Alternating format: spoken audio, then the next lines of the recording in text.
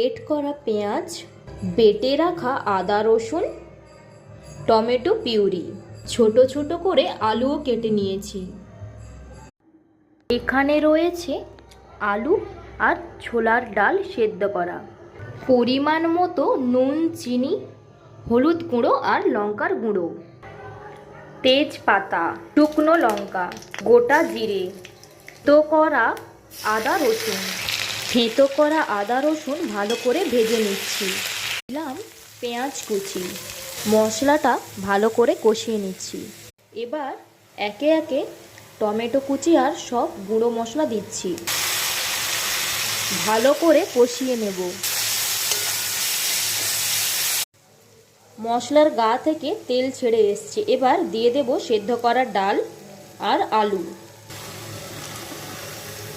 সব কিছু একসাথে মিশিয়ে নিচ্ছি। বাটি ধোয়া জল, খুব বেশি জল দিলাম না। এবার এটা ঢাকা দিয়ে রাখবো কিছু সময়।